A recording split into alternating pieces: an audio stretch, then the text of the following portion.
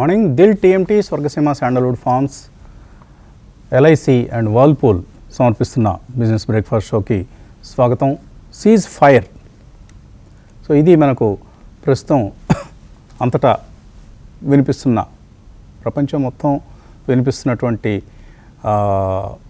ఒక చక్కటి పదవనాలు దీన్ని, cease fire. Donald Trump tweet చేశారు, congratulations to everyone, it has been fully agreed upon by and between Israel and Iran that there will be a complete and total ceasefire in approximately 6 hours from now, when Israel and Iran have wound down and completed their in progress finally. చూస్తున్నారు మీరు, so చదవాల్సిన అవసరం లేదు.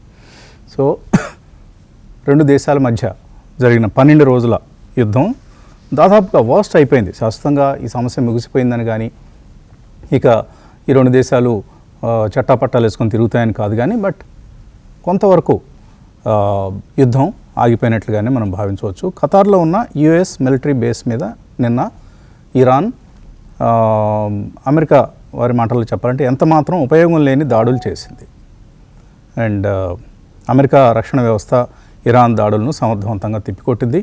ఇప్పుడు Trump నోటి నుంచి లేదా tweet నుంచి సీజ్ ఫైర్ అనే పదం మనకు వినిపిస్తుంది. సో దాదాపుగా యుద్ధం ఆగిపోయిందన్న ఉద్దేశం ప్రపంచవ్యాప్తంగా కనిపిస్తుంది. దీంతో ఈక్విటీ మార్కెట్లు ఒక ఉత్సాహభరితమైన ట్రేడింగ్ వాతావరణంలో ట్రేడ్ అవుతున్నాయి.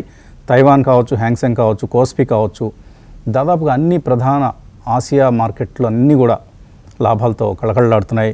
హ్యాంగ్సెంగ్, అలాగే మన గిఫ్ట్ నిఫ్టీ కూడా సుమారుగా 300 పాయింట్లకు పైగా 25,253 ఇది మనకు గిఫ్ట్ నిఫ్టీ సూచిస్తున్న వాల్యూ. సో ఒక 300కు పైగా పాయింట్ల లాభాలు మనకు ఇవ్వబోతోంది ఇవాళ నిఫ్టీ. సో నిన్న మనం నిఫ్టీ, బ్యాంక్ నిఫ్టీ, సెన్సెక్స్ అన్నీ కూడా వీక్గా ట్రేడ్ కావడం చూసాం. లోవర్ లెవెల్స్ నుంచి కొంత తేరుకున్నాయి, అయినప్పటికీ కూడా నష్టాలతో క్లోజ్ అయ్యాయి. సో ఇప్పుడు లాస్ట్ నైట్ యూఎస్ మార్కెట్లు పాజిటివ్గా క్లోజ్ అయ్యాయి అండ్ ఏషియన్ మార్కెట్స్లో ఈ ఉదయం లాభాలు కనిపిస్తున్నాయి. అన్నిటికంటే ముఖ్యంగా క్రూడ్ ప్రైసెస్, నిన్న క్రూడ్ ఒక దశలో $80 టచ్ చేసింది. అక్కడ నుంచి చూస్తే 15% పడిపోయింది. ఇప్పుడు $69 సమీపంలో మనకు బ్రెంట్ క్రూడ్ కనిపిస్తుంది. So 15% drop in crude prices is a good news for oil importing countries including India. So real impact ఈ క్రూడ్ ప్రైసెస్ది ఖచ్చితమైన ప్రభావం మనకు పాజిటివ్గా ఎక్కడ ఉంటుందంటే $60 to $70 మధ్యలో ట్రేడ్ అవుతున్నంత కాలం మనకి ఏమీ ఇబ్బంది లేదు.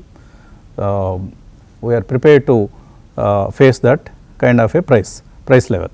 కానీ అంతకంటే మించితే నిన్న మార్నింగ్ కూడా అనుకున్నాం మనం, ఒకవేళ క్రూడ్ యుద్ధం కారణంగానో మరో కారణంగానో 80, 85, 90 ఇటువంటి స్థాయికి వెళ్తేనే ఇబ్బంది పడాలి, లేదంటే మనకు వచ్చిన ఇబ్బంది ఏమీ లేదు.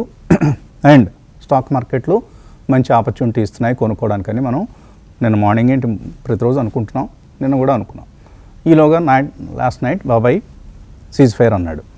సో 12 రోజుల యుద్ధం దాదాపుగా ముగిసింది. అంటే ఇక్కడ నుంచి వీళ్ళు వాళ్ళ మీద, వాళ్ళు వీళ్ళ మీద ఏవో చిన్న చిన్న విసురుకుంటారు, కానీ పెద్దగా చెప్పుకోదగిన అంత యుద్ధంగా దాన్ని మనం ట్రీట్ చేయలేం. సో ఇది మనం గమనించాల్సిన అంశం. సో డాలర్ వీక్గానే ఉంది. 99 డాలర్ ఇండెక్స్ గమనిస్తే 99 కిందే ఉంది. అలాగే జపనీస్ యెన్ వీక్గానే ఉంది. ఇండియన్ రూపీ స్టేబుల్గా ఉంది. క్రూడ్ ప్రైసెస్ మళ్ళీ $70 కిందకు వచ్చాయి. సో అన్నీ మంచి శకునాలే మార్కెట్లకు సంబంధించి.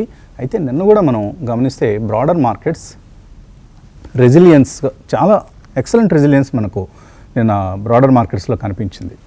చాలా పాజిటివ్గానే ఎక్కువ శాతం మిడ్ క్యాప్ స్టాక్స్ మనకు కదలటం చూసాం, ఎక్సెప్ట్ ఐటీ.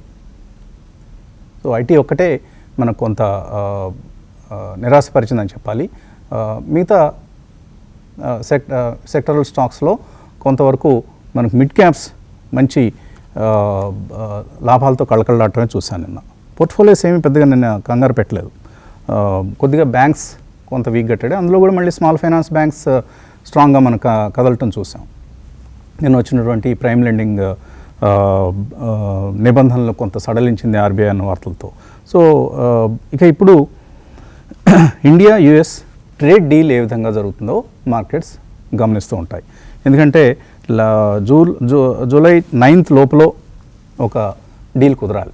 సో ఒక ఇంటరిమ్ డీల్ అయితే కుదుర్చుకునే అవకాశం కనిపిస్తుంది. కాకపోతే యూఎస్ఏ పెడుతున్నటువంటి కొన్ని నిబంధనలు లైక్ అగ్రికల్చరల్, డైరీ ప్రొడక్ట్స్, వీటన్నిటి మీద లోవర్ డ్యూటీ ఉండాలంటాం. ముఖ్యంగా జెనెటికల్లీ మాడిఫైడ్ క్రాప్స్ని అనుమతించాలి ఇండియా దిగుమతి చేసుకునేందుకని అంటాం. ఇవన్నీ కొంతవరకు ఇబ్బంది పెడుతున్న అంశాలు. వీటి మీద ఏ విధమైన అవగాహన కుదురుతుందో, ఏ విధమైన ఒప్పందం కుదురుతుందో చూడాలి. నిన్నైతే మనకు మిడ్ క్యాప్స్లో చూసాం, జీ ఎంటర్టైన్మెంట్ 12.5% పెరిగింది.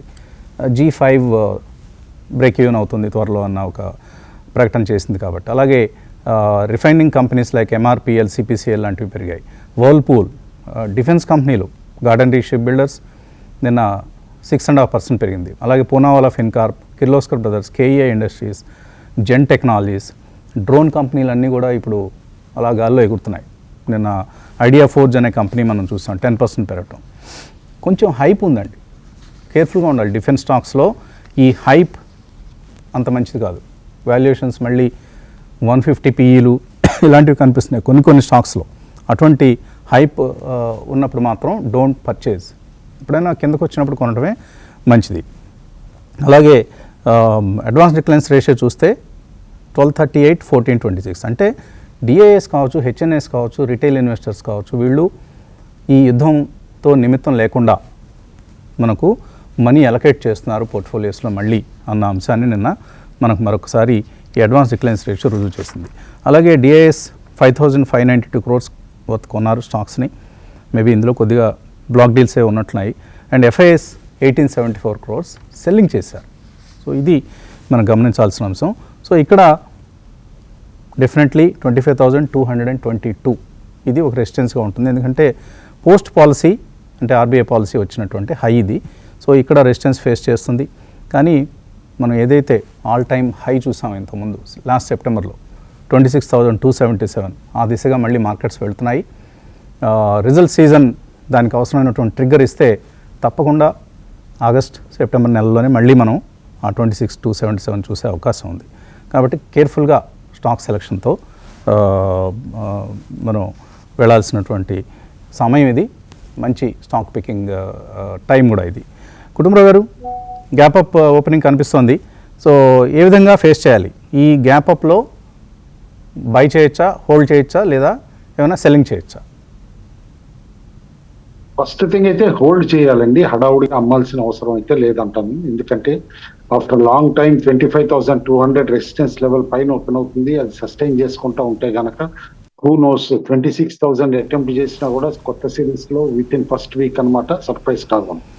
ఎందుకంటే దట్ వే అనమాట బాగా బిల్డప్ కూడా అవుతాను. ఏది మన ఓపెన్ ఇంట్రెస్ట్ కూడా అనమాట అట్లు. కాబట్టి డెఫినెట్లీ హోల్డ్ అంటాను. కంగారు కూడా అమ్మాల్సిన అవసరం లేదు. సరే 1 by 1 అన్సర్టైన్ ఫ్యాక్టర్స్ ఏవైతే ఉన్నాయో ఆ ఫ్యాక్టర్స్ అన్ని కూడా 1 by 1 తగ్గుతున్నాయి. That is one clear observation అనమాట. ఎందుకంటే ఏదైతే మనం ఈ ఇరాన్ వార్ అనమాట తెర మీదకి వచ్చేసి కంగారు పెట్టిందో, క్రూడ్ ధరలు కానీ ఇటు అదే విధంగా ఒక పక్కన రూపాయి కూడా క్షీణిస్తానమాట.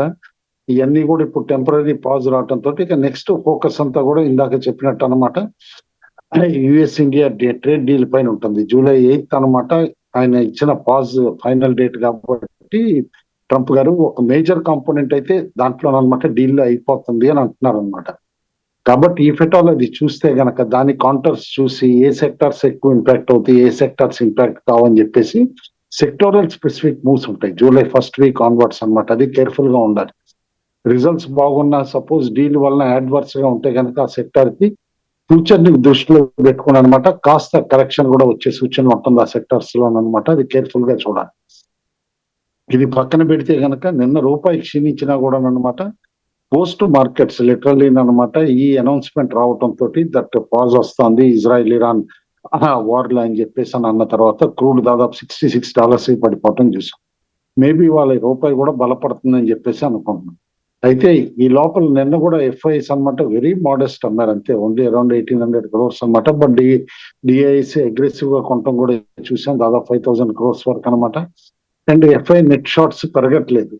అండ్ ఇంకోటి అబ్జర్వేషన్, లార్జ్ బ్లాక్ డీల్స్ ఏవైతే అవుతున్నాయో కేర్ఫుల్ గా చూస్తే గనక ఈ ప్రైస్ వాలటిలిటీని ఇటు ప్రైస్ ఫ్లక్చుయేషన్స్ ని అవాయిడ్ చేయడానికి మ్యూచువల్ ఫండ్స్ అనమాట ఈ బ్లాక్ డీల్ రూటే ఆప్ట్ చేసి అందులో స్టాక్స్ తీసుకుంటున్నాయి.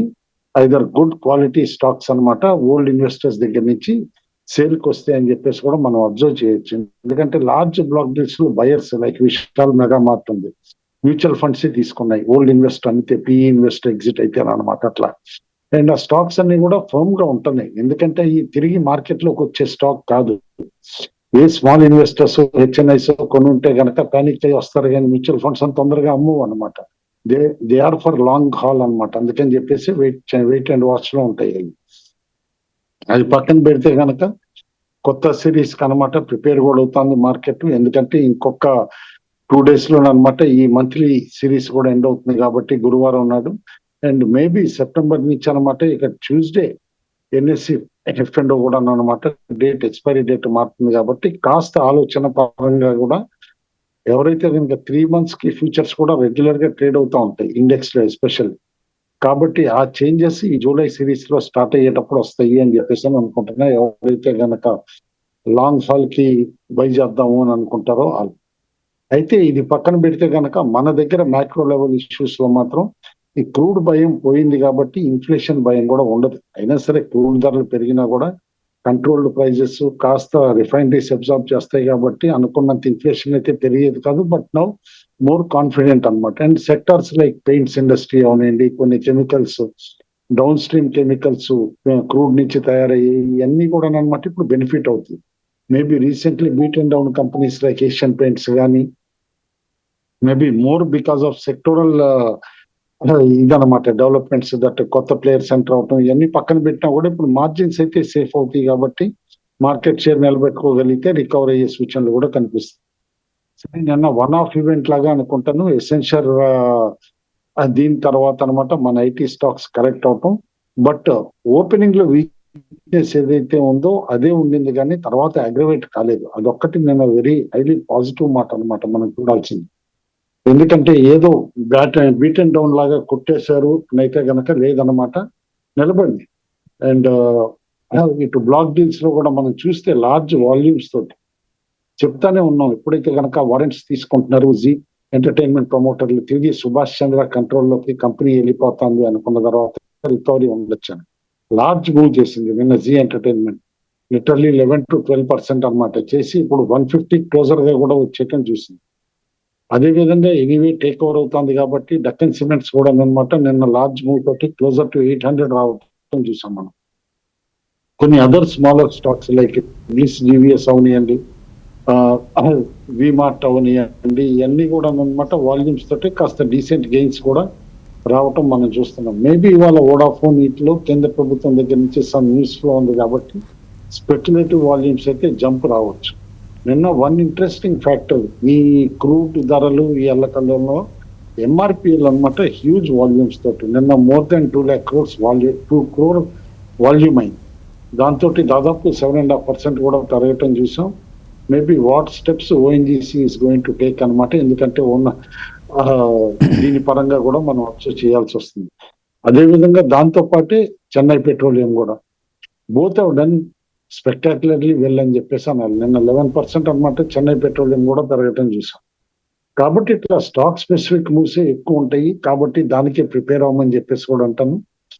మేజర్ చేంజెస్ పీసీఆర్ కానీ ఇటు ఈవెన్ విక్స్ లో కానీ ఇట్లో కూడా పెద్దగా చేంజెస్ రాలేదు. మోర్ ఓవర్ పాజిటివ్ గా ఉంటుంది మార్కెట్. ఈ రీసెంట్ కరెక్షన్ అనమాట ఈ స్ట్రైట్ తీసుకుంది కాబట్టి మీరు ఆగస్టు సెప్టెంబర్ అంటున్నారు కానీ I will not be surprised if one attempt towards అనమాట 26,500 ఆ లెవెల్ కి అనమాట జూలై సిరీస్ లో ఒకసారి అటెంప్ట్ చేస్తే కూడా సర్ప్రైజ్ కాకూడదు. అండ్ రీసెంట్లీ సబ్డ్యూడ్ గా ఉన్న సెక్టర్స్ లైక్ మెటల్స్ కానీ ఇలాంటివన్నీ కూడా తిరిగి జంప్ అయ్యే సూచనలు కనిపిస్తాయి. నిన్న వీక్ మార్కెట్ లో కూడా టాటా స్టీల్ లాంటి స్టాక్ 154 అట్లా ట్రేడ్ అవటం కూడా చూసాం. It looks good recent correction తర్వాత మేబీ 170, 175 ఆ లెవెల్స్ కి వెళ్ళే సూచనలు షార్ట్ టు మీడియం టర్మ్ అయితే కనిపిస్తుంది. స్టే ఇన్వెస్టెడ్, సెక్టోరల్ స్పెసిఫిక్ గా కేర్ఫుల్ గా ఇన్వెస్ట్ చేయండి. అండ్ రిజల్ట్ సీజన్ కూడా ముందుండబోతోంది. అండ్ ఎనీవే టారిఫ్ గొడవలు కూడా ఎందుకు దగ్గరకు వస్తున్నాయి కాబట్టి we're in for very good times అనుకుంటాను. నెక్స్ట్ 3 months లో మాత్రం ఖచ్చితంగా హిస్టారిక్ హైస్ వచ్చే సూచనలు అయితే కనిపిస్తుంది. అయితే ఒక కెవెట్ ఎవరు అనుకున్నారు ఇజ్రాయెల్ ఇరాన్ వార్ వస్తుందని? అట్లా రేపు ఏదో చైనా తైవాన్ ఆక్యుపై చేయటం, ఇట్లా ఏదో జియో పొలిటికల్ ఈవెంట్స్ కి ప్రిపేర్ అయితే అవ్వమంటాను. బట్ మన ఎకానమీ వరకు అయితే మాత్రం we're on a safe wicket to buy and dip స్ట్రాటజీనే ఇప్పటికీ కూడా 5,200 25,200 పాయింట్ ట్రేడ్ అయితే అమ్మాల్సిన అవసరం అయితే లేదు ఇవాళ హడావుడిగా అని చెప్పేసి కూడా చెప్తాం. ఓకే. నిన్న కొంతమంది మనల్ని హెచ్డిబి ఫైనాన్షియల్ సర్వీసెస్ ఐపీఓ గురించి అడిగారు, అప్లై చేయొచ్చా లేదని. తప్పకుండా ఫండమెంటల్లీ ఒక excellent non banking financial services company, NBFC, మంచి ఎన్బిఎఫ్సి. దీన్ని మనం బజాజ్ ఫైనాన్స్, చోళవ ఫైనాన్స్, సుందరం ఫైనాన్స్ ఇటువంటి కంపెనీలతో ఇంకా స్లైట్లీ బెటర్ పెడిగ్రీ ఉన్న కంపెనీగా కూడా మనం చెప్పవచ్చు. ఎందుకంటే హెచ్డిఎఫ్సి గ్రూప్ నుంచి వస్తున్నటువంటి, హెచ్డిఎఫ్సి గ్రూప్ మనందరికీ తెలుసు, ఒక చక్కటి ప్రొఫెషనల్లీ రన్ కంపెనీస్ ఉన్నాయి అందులో. హెచ్డిఎఫ్సి బ్యాంక్ కావచ్చు, ఏఎంసీ కావచ్చు, ఇప్పుడు వస్తున్న ఈ కంపెనీ ఫైనాన్షియల్ సర్వీసెస్ కంపెనీ కావచ్చు. కాకపోతే వాల్యుయేషన్స్ ఏ విధంగా ఉన్నాయి అదొకసారి చెక్ చేస్తే ఈ company book value per share recently available financials ప్రకారం సుమారుగా ₹200, 199.46 ఇది మనకు బుక్ వాల్యూ. అంటే దీని మీద మనం ఇష్యూ ప్రైస్ ₹740తో చూస్తే 3.72 times price to book value కనిపిస్తుంది. ఫైనాన్స్ కంపెనీస్, బ్యాంక్స్కి పిఈ కంటే కూడా ప్రైస్ టు బుక్ వాల్యూని చూడాలి. So Bajaj finance 5.79 times price to book value దగ్గర దొరుకుతుంది. చోళమండలం ఫైనాన్స్ సుమారుగా 5.5 దగ్గర ఉంది. అలాగే సుందరం ఫైనాన్స్ 4.1, ఎల్ఎన్టీ ఫైనాన్స్ 1.84. సరే, మహీంద్రా, శ్రీరామ్ వీటితో కంపేర్ చేయకూడదు ఈ హెచ్డిబిని, బట్ బజాజ్, చోళమండలం, సుందరం వీటితో కంపేర్ చేయొచ్చు. సో వీటితో కంపేర్ చేసి చూసినప్పుడు తక్కువ ప్రైస్ టు బుక్ వాల్యూ దగ్గర ఆఫర్ చేస్తున్నారు. కాకపోతే గ్రే మార్కెట్ ప్రీమియం చూస్తే ఇంతకుముందు 15% ఉంది అనుకున్నాం మనం, నిన్న మార్నింగే. అది ఇప్పుడు 5%కి పడిపోయిందట. ఎందుకంటే there are so many unlisted shares, అవి కొంత సెల్లింగ్కి వచ్చి ఉండొచ్చు. కొంతమంది ఎందుకు వచ్చిన గొడవ, ఇది 740కే వచ్చింది కదా ముందే అమ్మేసుకుందామని అమ్ముతున్నారు, ఏదో వాట్ ఎవర్ ఈజ్ హ్యాపెనింగ్ ఇది జరుగుతోంది. కాబట్టి లాంగ్ టర్మ్ విజన్ ఉన్నవాళ్ళు అప్లై చేయండి తప్పకుండా. బట్ షార్ట్ టర్మ్లో లిస్టింగ్ గెయిన్స్ అంతగా ఉండకపోవచ్చు, మేబీ ₹800 సమీపంలో అటు ఇటుగా కొద్దిగా ₹10 అటు ఇటుగా ఓపెన్ అయ్యే అవకాశాలు కనిపిస్తున్నాయి. చూద్దాం, ఇంకా ఓవర్ సబ్స్క్రిప్షన్ లెవెల్స్ ఇవన్నీ చూస్తే కానీ మనం ఖచ్చితంగా మాట్లాడుకోలేము. సో 5 ఇయర్స్లో డబుల్ కావాలి అనుకుంటే మంచి స్టాక్, తప్పకుండా అప్లై చేయొచ్చు HDB financial services. IPO rush కనిపిస్తుంది మన ప్రైమరీ మార్కెట్లో. ప్రస్తుతం మనకు కల్పతరు లిమిటెడ్ ఈ ఇష్యూ ఓపెన్ అవుతోంది. అలాగే ఎల్ఎం బ్యారీ ఇండస్ట్రియల్ గ్యాసెస్ ఈ ఇష్యూ కూడా ఇవాళ ఓపెన్ అవుతుంది. రేపు HDB financial services and Sambhav steel tubes. అయితే కల్పతరు ఇష్యూని మాత్రం అవాయిడ్ చేయమంటున్నారు అందరూ, ఎందుకంటే హ్యూజ్ డెట్ ఉంది ఈ కంపెనీకి. ఇప్పుడు 1,590 crores ఇష్యూ ఇది. ఇందులో 1,200 crores డెట్ తీర్చివేయటం కోసం ఉపయోగిస్తారు. కానీ ఇంకా ఇది తీర్చిన తర్వాత కూడా ఇంకొక 1,100-1,200 crores డెట్ ఉంటుంది. సో ఈ హై డెట్ కంపెనీని అవాయిడ్ చేయమని విశ్లేషకుల సలహా. ఎల్ఎన్ బ్యారీ ఇండస్ట్రియల్ గ్యాసెస్ ఈ ఇష్యూ మాత్రం ఎక్కువ మంది, గ్రే మార్కెట్ ప్రీమియం కూడా బాగుంది, దీని మీద బుల్లిష్గా ఉన్నారు. అలాగే సంభవ్ స్టీల్ ట్యూబ్స్ కూడా రికమెండ్ చేస్తున్నారు. హెచ్డిబి ఫైనాన్షియల్ సర్వీస్ ఇందాక అనుకున్నట్లుగా లాంగ్ టర్మ్ కోసం అప్లై చేయదగినటువంటి మంచి fundamentally good finance company. Kranti garu, బాంబేలో ఏంటి కల్పతరు మీద ఎటువంటి టాక్ ఉంది? వసంత్ గారు, it's a decent real estate developer అనమాట. కానీ ఏంటంటే వసంత్ గారు, రీసెంట్గా వచ్చినటువంటి బాంబే బేస్డ్ ఐపీఓస్ కనుక చూస్తే రియల్ ఎస్టేట్ ఎస్పెషల్లీ ఇవన్నీ కొంచెం లిస్టింగ్ తర్వాత డిసప్పాయింట్ అయినాయి వసంత్ గారు. ఎక్సెప్ట్ బాగా రన్ అయిన స్టాక్స్ కనుక చూస్తే కనుక మనం లోదా చూడాలి, Macrotech developers. But Macrotech developer కూడా ఐపీఓ టైం దగ్గర లిస్టింగ్ తర్వాత కొంచెం it went through rough patch అనమాట. సో ఇప్పుడు ఎవరైతే లిస్టింగ్ గెయిన్స్ చూస్తారో లిస్టింగ్ గెయిన్స్ తీసుకుని వచ్చేయాలి. లేదు సీరియస్ ఇన్వెస్ట్మెంట్స్ చేయాలంటే మనం చూసాం వసంత్ గారు, లాస్ట్ 100 ఐపీఓస్ కనుక చూసినట్లయితే 70 to 85 ఐపీఓస్ లిస్టింగ్ తర్వాత నెక్స్ట్ 3 to 6 monthsలో వాటి యొక్క లిస్టింగ్ ప్రైస్ని టచ్ చేసి లేకపోతే వాటి దిగువగా వెళ్ళి మళ్ళీ రికవరీ చూసాం అనమాట. సో అందువల్ల ఎవరైనా సీరియస్ ఇన్వెస్ట్మెంట్స్ చేయాలనుకుంటే కనుక కొంచెం స్టాక్ని వాచ్ లిస్ట్లో పెట్టుకుని లిస్టింగ్ తర్వాత డెఫినెట్లీ ఎక్కడైతే మనకి లాక్ ఇన్ ఓపెన్ అవుతుందో లేకపోతే యాంకర్ ఇన్వెస్టర్స్ ఎగ్జిస్టింగ్ ఇన్వెస్టర్స్ ఒకసారి ఎగ్జిట్ అవుతున్నారో ఆ టైంలో మంచి ఆపర్చునిటీ కింద చూడాలి వసంత్ గారు. ఇమ్మీడియట్గా లిస్టింగ్ డే రోజు అయితే పొజిషన్స్ బిల్డప్ చేయొద్దు అంటాను. బట్ ఏంటంటే కొంచెం good names different business models కూడా వస్తున్నాయి. మళ్ళీ ఫోన్పే ఐపీఓ కూడా లైన్లో ఉంది. Next LG which is the largest home appliances maker, వాళ్ళ ఐపీఓ కూడా లైన్లో ఉంది.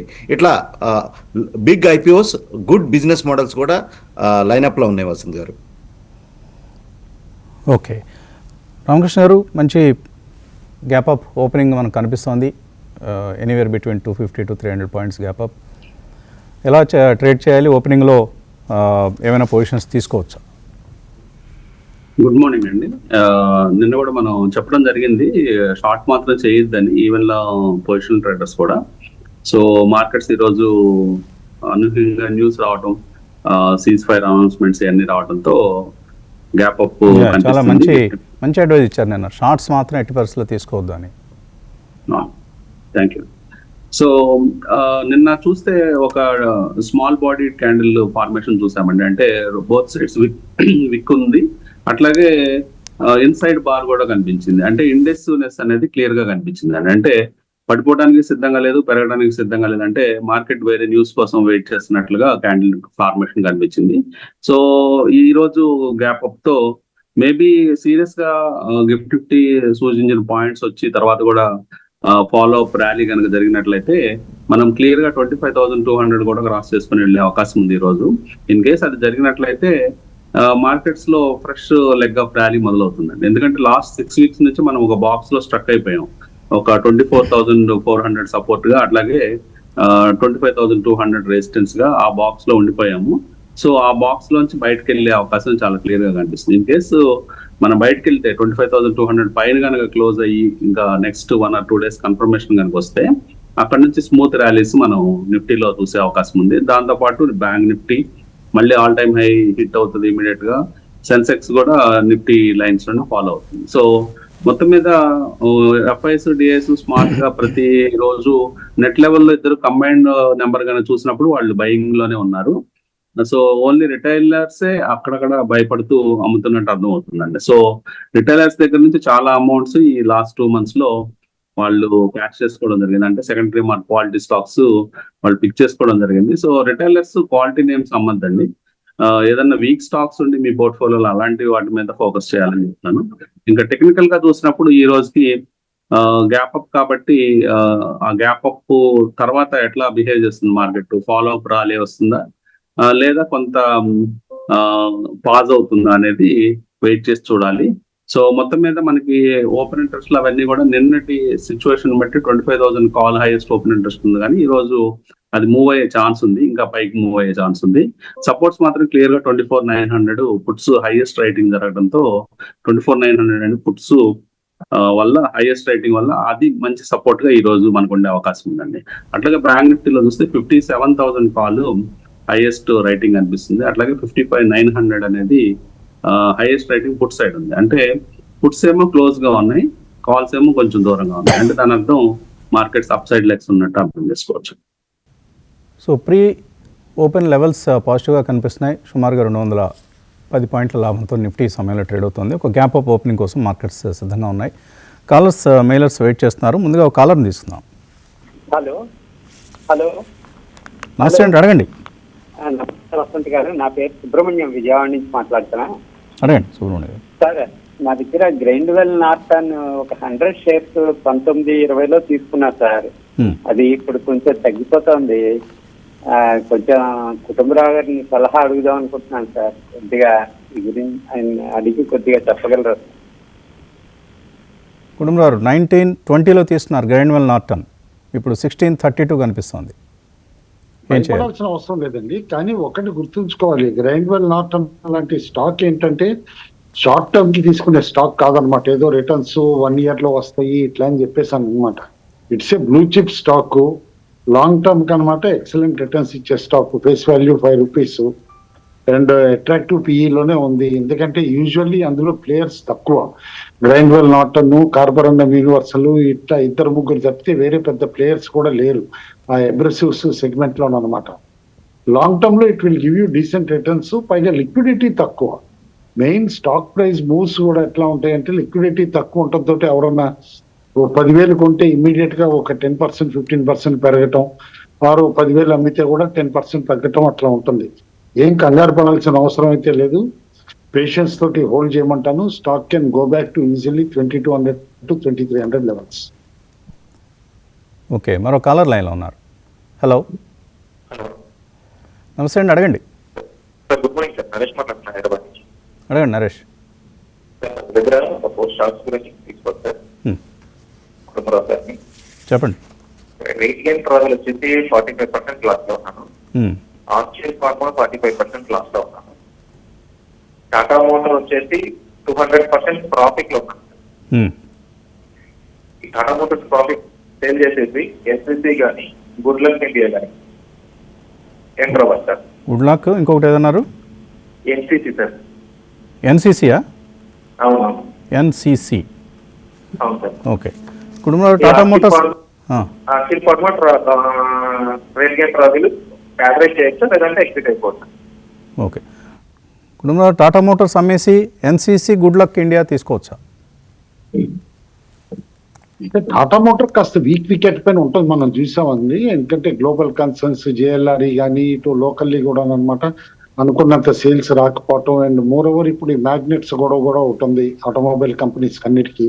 ఇది రిజాల్వ్ అయ్యే వరకు అదొక షాడో లాగా హ్యాంగ్ అవుతుంది. కాబట్టి in short term spectacular gains అయితే రావు. అయితే గుడ్ లక్ ఆల్రెడీ పెరిగింది స్టాక్, మనం చెప్పిన స్టాకే అది. ఇదివరకు మంచి బయింగ్ ఆపర్చునిటీ కూడా 700, 800 లో ఇచ్చింది. ఇప్పుడు ఆల్రెడీ 1100 ప్లస్కి వెళ్ళింది. కాస్త కరెక్షన్ వచ్చినప్పుడు క్లోజర్ టు 1000 బై చేయమంటాను. ఎన్సీసీ డెఫినెట్లీ కూడా బై చేయొచ్చు. అయితే టాటా మోటార్స్ ఆల్రెడీ ఆయన లార్జ్ ప్రాఫిట్ లో ఉన్నారు కాబట్టి మొత్తం కాకపోయినా 50% అమ్ముకుని ఫ్రీ ఆఫ్ కాస్ట్ చేసుకుని ఇటు షిఫ్ట్ అవ్వమని చెప్పేసి అని అంటారు. ఆర్చిడ్ ఫార్మా మేబీ వర్స్ట్ అయిపోయింది అని అనుకుంటున్నా. అండ్ గుడ్ గ్రూప్ లోనే ఉంది, ధనుకా గ్రూప్ లో ఉంది కాబట్టి నేను అనుకుంటాం రికవరీ పాసిబిలిటీ ఉంది, కానీ స్లో రికవరీ ఉంది. ఎందుకంటే చాలా మంది నష్టాలు చూశారు ఇందులో ఆర్చిడ్ లో లాస్ట్ 1 year లో. కాబట్టి ఎవ్రీ రేంజ్ లో కాస్త సెల్లింగ్ కూడా వచ్చే సూచనలు ఉన్నాయి కాబట్టి పేషెన్స్ కావాల్సి వస్తుంది ఆర్చిడ్ లో. టాటా మోటార్స్లో ఒక డెవలప్మెంట్ కూడా ఉంది, మనం పాజిటివ్ డెవలప్మెంట్. ఏంటి అంటే Harrier electric vehicle. Harrier is one of their popular models. Safari, Harrier ఈ 2 high and vehicles in Tata Motors, ఆ బ్రాండ్కి సంబంధించి. అయితే హ్యారియర్ ఈవీ జూలై 2 నుంచి బుకింగ్స్ మొదలవుతాయి. ఒకసారి ఆ రెస్పాన్స్ ఏ విధంగా ఉందో చూడండి. బాగుంది అంటున్నారు, మంచి ఎక్సలెంట్ డిజైన్ అది అని అంటున్నారు. రెస్పాన్స్ బాగుంటే టాటా మోటార్ స్టాక్ కొంత పెరిగే అవకాశం ఉంటుంది, అది కూడా ఒకసారి దృష్టిలో పెట్టుకోండి. మరో కాలర్ లైన్లో ఉన్నారు. హలో. హలో, నమస్తే సార్. నమస్తే అండి, అడగండి. సార్ నేను ఒక 1 year బ్యాక్ ఎలికాన్ ఇంజనీరింగ్ 630లో 500 షేర్లు కొన్నాను సార్. ఏదండి? Elecon engineering sir. Elecon engineering, okay. 630లో 500 షేర్స్ తీసుకున్నాను. ఓకే. అదే రీసెంట్ ర్యాలీలో అమ్మదాం అనుకున్నాను సార్, కాకపోతే మళ్ళీ తగ్గింది సార్ అది.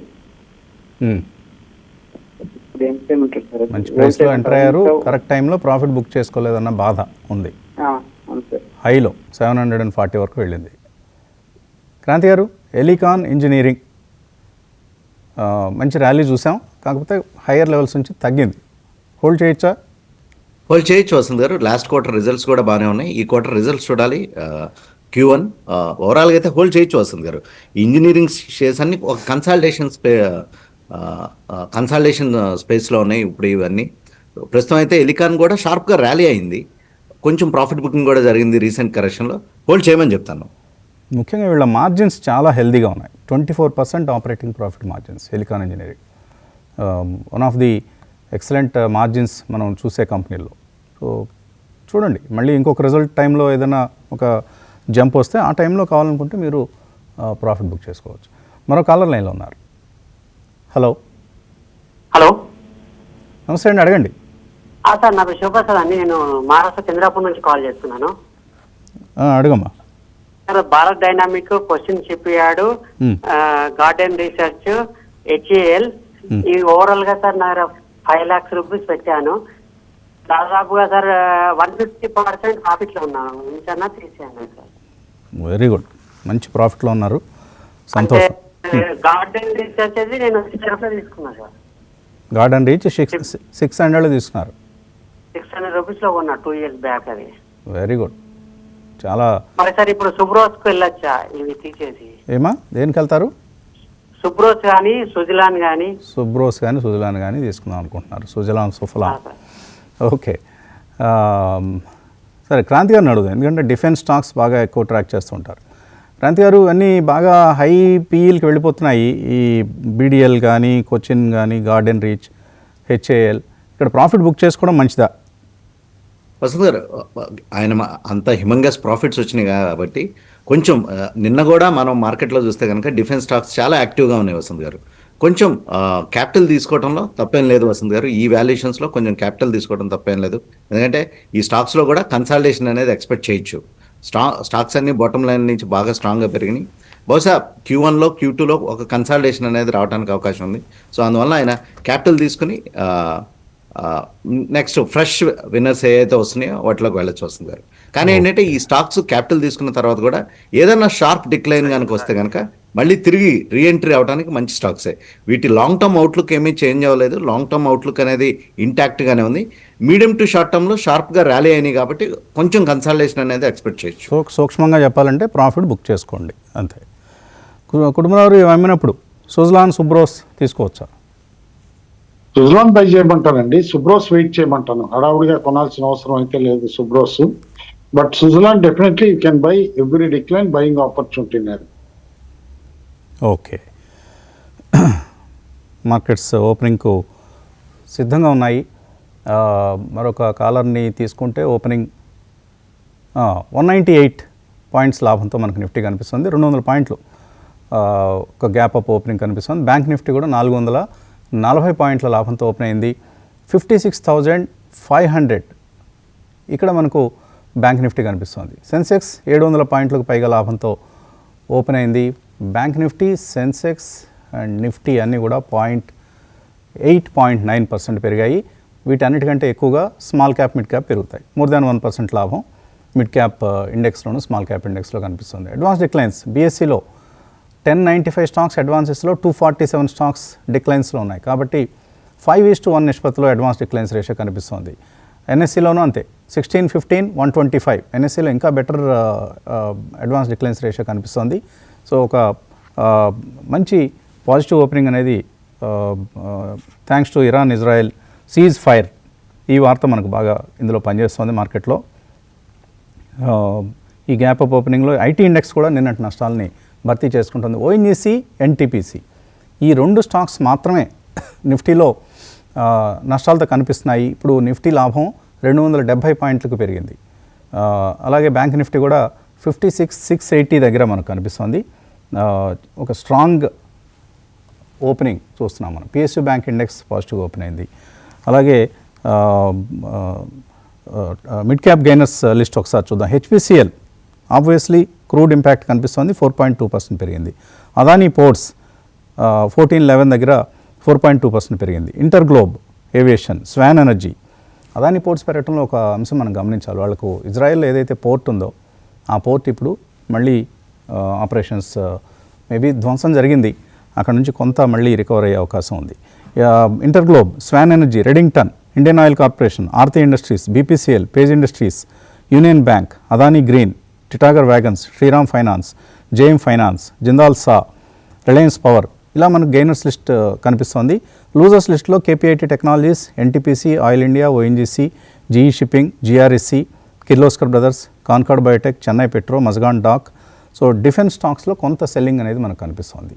So Brent crude impact oil marketing companies మీద పాజిటివ్గా కనిపిస్తుంది. రామకృష్ణ గారు. సో నిఫ్టీ చాలా షార్ప్ గా పెరగడం, గ్యాప్ అప్ అవడం మనం చూస్తున్నామండి. సో పొజిషన్ ట్రేడర్స్ ఒక ఆప్షన్ బై చేయొచ్చు 25,200 3rd జూలై అండి. 3rd July 25,200 call. ఇప్పుడు ప్రస్తుతము 250 రూపీస్ నడుస్తూ ఉందండి. అది కనుక అరౌండ్ 220 ఆ ప్రాంతాలకు వచ్చినప్పుడు 220-210 జోన్కి వచ్చినప్పుడు బై చేయమని చెప్తాను. సో స్టాప్ లాస్ వచ్చేటప్పటికి 170 ఆ ప్రైస్ పాయింట్ లో పెట్టుకోవచ్చు. 40 పాయింట్ స్టాప్ లాస్. టార్గెట్ వచ్చేటప్పటికి 350 దాకా టార్గెట్ ఉంటుంది. ఓకే, 25,200 కాల్ ఆప్షన్ తీసుకోవచ్చు with stop loss 3rd July. Right. Bank Nifty ఇక 380 పాయింట్ల దూరంలో మాత్రమే ఉంది. ఇంతకుముందు 57,049 ఇది మనకు ఆల్ టైమ్ హై బ్యాంక్ నిఫ్టీకి సంబంధించి. సో 350-400 పాయింట్ల దూరంలో ఉంది. అలాగే ఐడియా 4Gలో లాభాలు కొనసాగుతున్నాయి. నిన్న 10% అప్పర్ సర్క్యూట్, ఈరోజు కూడా ఒక 2.5 to 3% పెరగడం చూస్తున్నాం. బట్ కొన్ని mid cap IT companies like Avalon technologies, అలాగే కేపీఐటీ ఇలాంటివి వీక్గా ఉన్నాయి ఐటీ ప్యాక్లో. ఓకే, మెయిల్స్ తీసుకుందాం.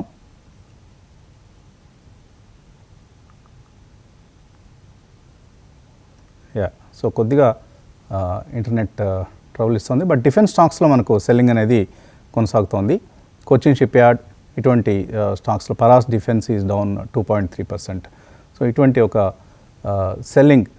బట్ క్రూడ్ రిలేటెడ్ స్టాక్స్లో ఇంటర్గ్లోబ్ ఏవియేషన్ స్ట్రాంగ్గా మనకు ఓపెన్ అయింది. అలాగే BDL is down 2.3%. Okay, mail box కొద్దిగా ఇబ్బంది పెడుతోంది. కాలర్స్ ఉన్నారా? ఒక్క కాలం తీసుకుందాం. హలో,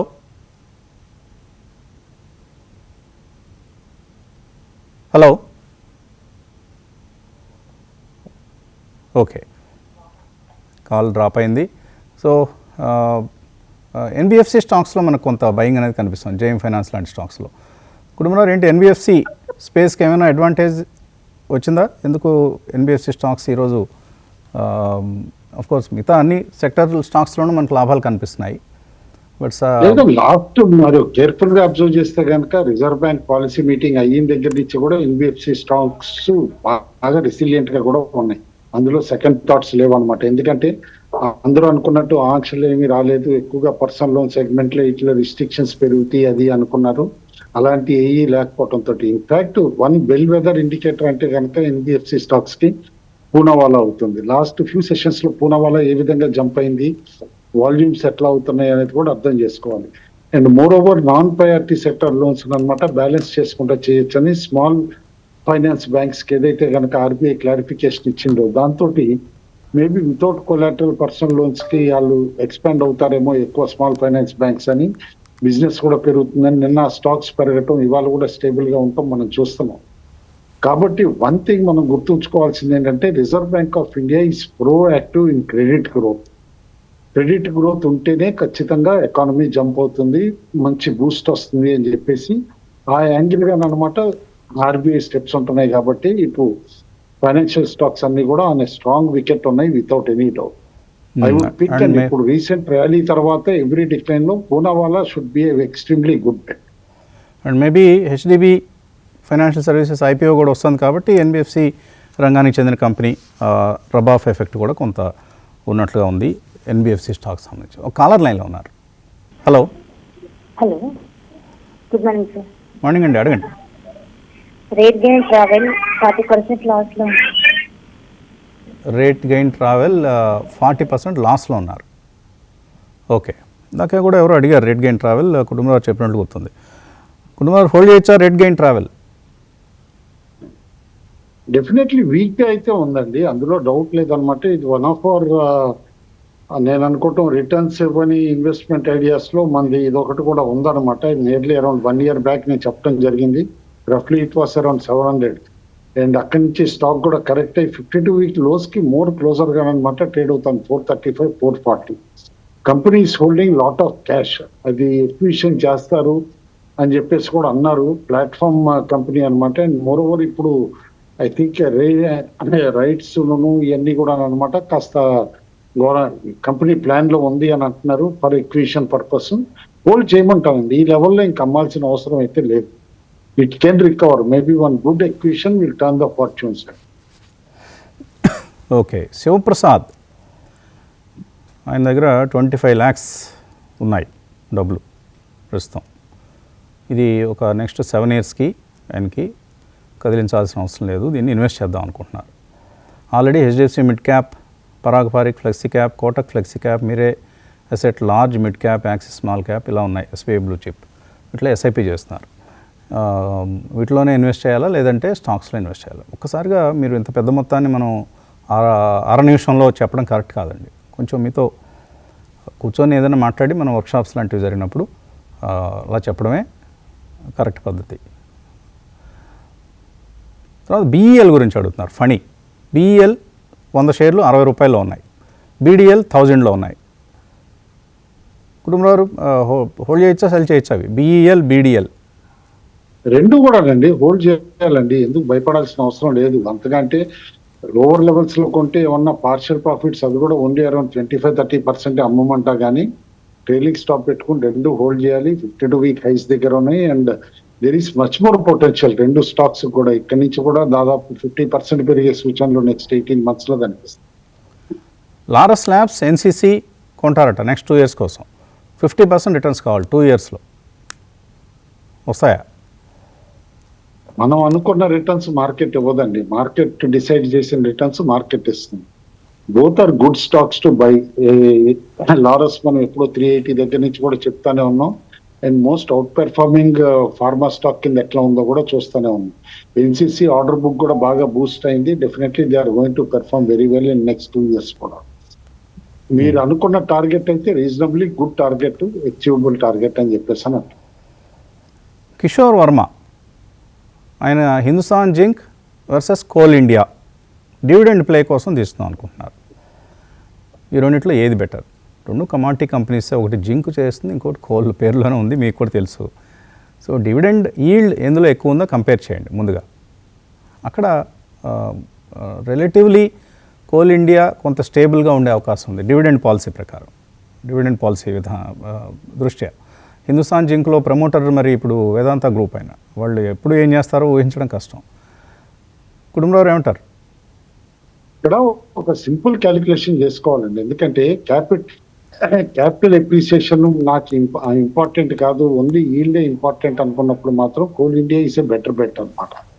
అదే కనుక లేదు నాకు డివిడెండ్ కూడా ఇంపార్టెంట్, క్యాపిటల్ ఎప్రిసియేషన్ ఏదైతే కనుక ప్రైవేట్ గ్రూప్ కాబట్టి అనమాట హిందుస్థాన్ జింక్ లో బెటర్ గా ఇటు సీజన్ ని బట్టి పెరగచ్చు అని చెప్పేసి అనుకుంటే హిందుస్థాన్ జింక్ వెళ్ళండి. సేఫ్టీ ఈ ఓన్లీ ఫర్ ఈల్డ్ పర్పస్ అంటే కనుక I would recommend coal. Correct. కొంత డివిడెండ్ పాలసీ కూడా స్టేబుల్గా ఉండే అవకాశం ఉంది. కమాడిటీస్ ఏ విధంగా పెర్ఫామ్ చేస్తాయనేది మనం ఊహించడం కష్టం కాబట్టి. Okay, thank you all the analysts. ఇది ఇవాల్టి breakfast show. Thanks for watching.